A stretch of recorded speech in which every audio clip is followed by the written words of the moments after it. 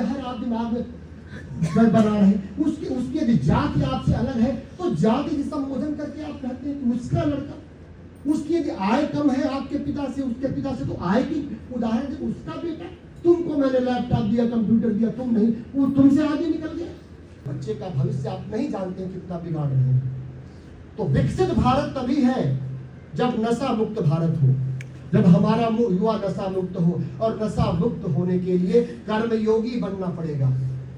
आप फाड़ दीजिए, फर्स्ट आया है इसका रिजल्ट, तुम कह दीजिए ये मत दिखाओ, तुम 2 घंटा रोज पढ़ो, अपने विषय के अलावा कुछ पढ़ो, तुम हम बिना पूछे मुझसे घर से ना जाओ, हमारे लिए तुम्हारे फर्स्ट होने से बड़ा है। तुम स्वस्थ रहोगे, प्रसन्न रहोगे, तो ये देश स्वस्थ होगा, समाज स्वस्थ होगा, गांव स्वस्थ होगा। केवल इंजीनियर, डॉक्टर बनना और आईएएस बनना ही हमारा उद्देश्य नहीं है। हमारा युवा स्वस्थ रहेगा तो देश विकसित होगा। और कभी ऐसे समाज की कल्पना आप सिहर जाएंगे जब आपके घर में भौतिक संपन्नता होगी। लेकिन जिस दिन आप अभी पढ़िए डीजीपी का, यूट्यूब पर देखिए पंजाब के डीजीपी कैसे रो रहे हैं, उनका बेटा अभी कुछ दिन पहले मरा है नशा से, उनका पूरा यूट्यूब भरा पड़ा है।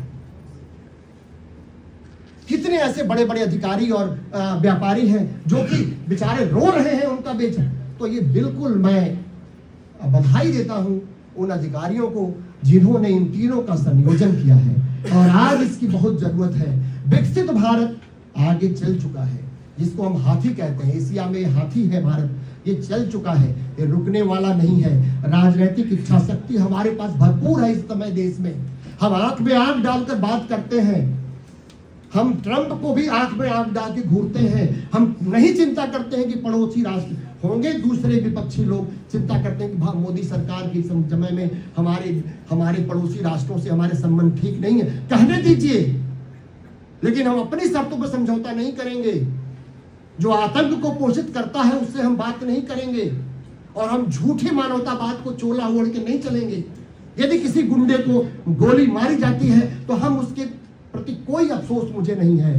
ये विकसित भारत है, ये समर्थवान भारत है, ये आगे आने वाला भारत है।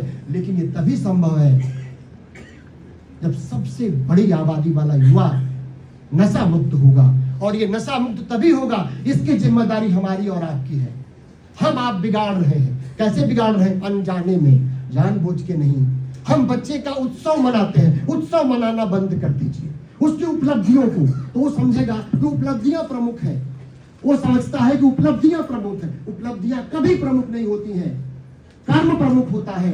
आप अच्छे हैं, आप सत्यवान हैं, आप अहिंसा की बात करते हैं, आप सात्विक हैं, आप धार्मिक हैं, ये भारत के लिए महत्वपूर्ण है। आप भारत के लिए बिल्कुल महत्वपूर्ण नहीं है कि आप किस पद पर बैठे हुए हैं। भारत के लिए बिल्कुल महत्वपूर्ण नहीं है कि आप पैसे वाले हैं कि नहीं है। भारत का नागरिक सत्यवान हो, धार्मिक हो, करुणा से भरा हुआ हो, गरीबों के प्रति उसके मन में प्रेम हो, ये भारत को चाहिए। और केवल कर्मयोग दे सकता है, केवल कर्मयोग। हजारों साल से हमारे ऋषियों मुनियों का निचोड़ था, अमृत था कर्मयोग। तुम फल के पीछे हम लोग इतना